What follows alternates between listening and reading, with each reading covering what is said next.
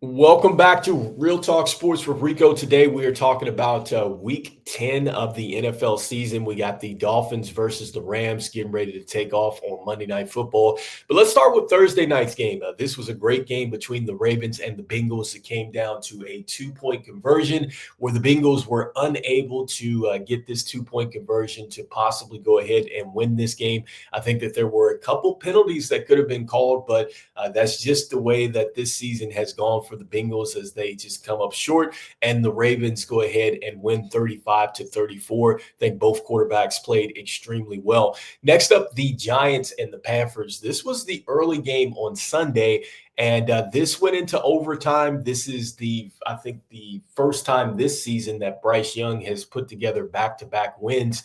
And so he gets it done. They win 20-17. I think that the key takeaway here is that Tyrone Tracy Jr., a talented rookie running back for the Giants, gets a fumble in overtime. The Panthers go on and get a field goal, and that was the difference in this game.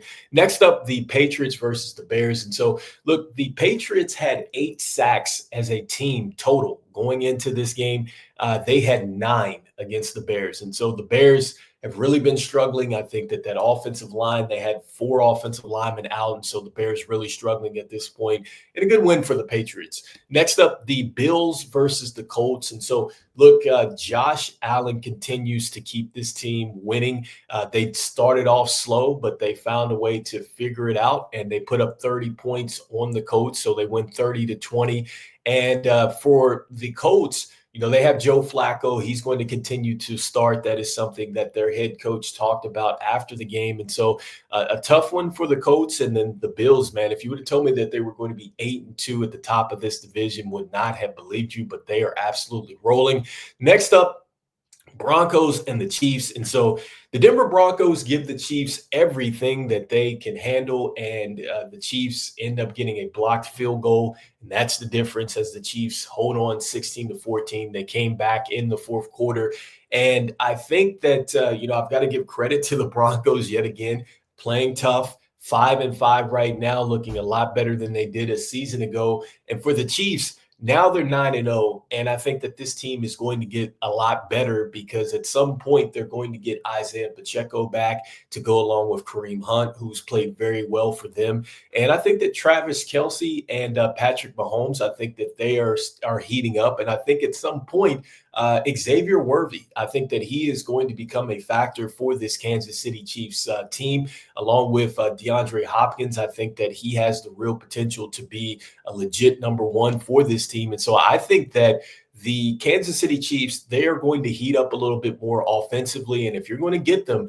you better get them now before they get healthy. And so the Chiefs find a way to get this win against the Broncos.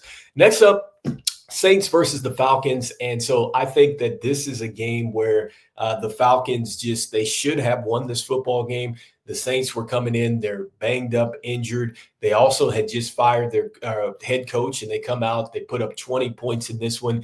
MVS, 3 receptions, 109 yards, and 2 touchdowns. I think that David Carr did a terrific job in really going down the field, or Derek Carr, I should say, did a terrific job as far as going down the field. And, just really picking this team apart. They did a great job as far as taking the lid off the top of this Falcons team. And then, with the Falcons, this is going to be an issue, I think, with this team is just defensively. I don't think it's offense. It's going to be defensively for this team if they're going to make some noise. I still think that the Buccaneers can climb back into this and possibly win this division, but I think it's going to be between those two teams. Next up, speaking of the Buccaneers, they fall to the 49ers 23-20. And the key takeaway for me for the Buccaneers is just that defensively, they're not the same team that they once were. And I think that is really the real issue here. Offensively, I mean, they're putting up points, but they just can't stop anybody. And that was, critical for the 49ers going down and getting this last second field goal to win 23-20. I think it's good for the 49ers that they get Christian McCaffrey back. You hope that, he's ready to go. There's no setbacks, but he looked pretty good for the most part here. I think that they're going to need him for the stretch run. So a good win for the 49ers, tough loss for the Buccaneers, but they're still in this division. They've just got to figure something out defensively. One of the more exciting games on the day, the Steelers versus the Washington Commanders. This came down literally to like the last drive. And so with the Commanders, they had some opportunities to win this football game. And then the Steelers, they took advantage of those opportunities. There was a late touchdown pass to Mike Williams. He got the game-winning touchdown. Preston Smith, who they just traded for, he got one of the 3 sacks for the Steelers. And look, Mike Tomlin is 20-6 versus rookie quarterback. So that's one of the things for Mike Tomlin right now, or 26-6. So he's got a winning record of 26 wins versus 6 losses against rookie quarterbacks. And so, look, Mike Tomlin came in. This team was very prepared. The Washington Commanders were right there. But I've said this before. I think that the Washington Commanders needed this type of game to really learn from. I think at some point the Commanders are going to be an elite team. And it's games like this that I think you learn from, you become a better team. So I think the Commanders are going to be in good shape as they get ready for the Eagles next week. Steelers rolling with Russell Wilson at the starting quarterback position. Next up, the Vikings and the Jaguars. And so a key takeaway here is that we're starting to see some real struggles from Sam Darnold as he tries to push the football down the field. 3 INTs today. Once again, the Jaguars, they just keep staying around in games. They were in that game against the Philadelphia Eagles. They were in this game against the Vikings. But again, this is what happens when you're a good football team. You find ways to win these type of games. And so, you have to give the Vikings credit. They were able to go ahead and get this one. I think that, it is definitely vital that they have TJ Hawkinson back as well, coming back to the tight end position, because with him, I think essentially he's probably like their wide receiver 2 at this point. And he had 8 receptions, 72 yards. And so I can see him starting to really ramp up this offense, especially if they're not able to get the football down the field to Justin Jefferson. And so I think that that's my key takeaway from the Vikings is they win, and they're now 7-2. Next up, the Titans and the Chargers. And so, look, the Chargers are a team that has just gotten so much better now that they got Coach Harbaugh there. You can definitely tell that this is a team that at some point they're going to make some noise. And I mean, right now they're 6-3. The defense is looking very good. They win 27-17 in this one. You're not seeing that Justin Herbert is throwing a whole bunch in this offense, but they're just running the football. They're playing good field position on teams. They're just locking people up. Like, this is a team where it is just totally changing, and I love to see that with the Chargers. And so the Titans, they have a long way to go. I've said this before in the offseason that it's going to be a major rebuild before the Titans are back. Eagles, Cowboys. Look, my key out of this is that, the Cowboys are a mess. And my question to them would be, why is Trey Lance not playing? You traded for Trey Lance. You gave up some draft capital for him. I don't understand why Trey Lance is not playing. I think that is an issue, especially with Dak Prescott, who's going to be out for the season with a hamstring injury. I think that's really the biggest concern there. Not sure if Mike McCarthy is going to be there, but at this point, it doesn't really matter because they have so many things that are wrong with this football team. They can't run the football.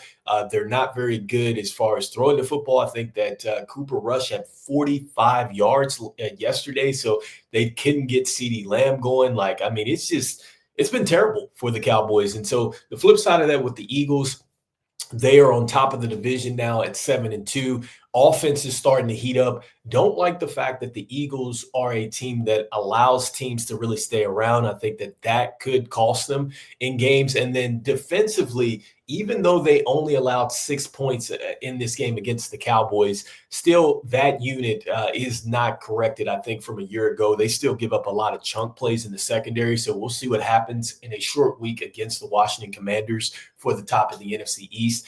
Cardinals, 31-6. How about Kyler Murray? I mean, Kyler Murray's putting up some of the best numbers that he's had in quite some time, looking very good out there. They're getting James Conner going. This is a three-level football team. I mean, they're getting it done. They're 6-4 right now.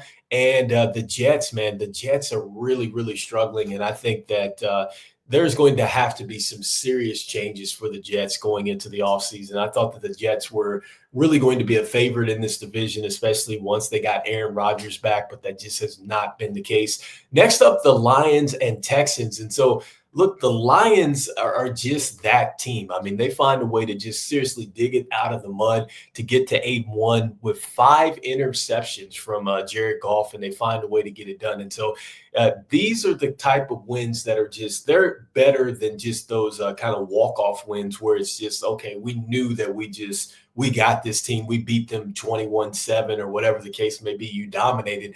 I think that these are the type of games that really help you when it comes down to the playoffs and trying to get to the Super Bowl. And even in the Super Bowl, if you get there, the fact that you're able to dig those type of games out because you know as the game slows down and as teams get even more focused in on you, then that's where you really, it's going to be a tough football game in any game that you play in the postseason. And so I think that that was critical for the Lions. Tough one for the Texans because they were up in this football game. You see that they were all over the Lions, and then they didn't do anything in the third and fourth quarter. And so, man, that's really the story with the Texans. They got to get healthy, and then they've got to find ways to finish games like this because this is a game that you have to quickly get over it because you don't want this type of game to kind of linger and play into the next week. And so with that being said, that is the show for today. Make sure you get over there and check out the Rams versus the Dolphins. I like the Rams. I think that they are surging now that they are healthy at the wide receiver position. They didn't make any trades, and I think that they are all in with this team. And so anyway, let me know in the comments what you're thinking about this wild Week 10 in the NFL. We'll be talking a little bit more NBA as that's starting to heat up. And so this is Rico. This is Real Talk Sports. I'll see you on the next one. Peace.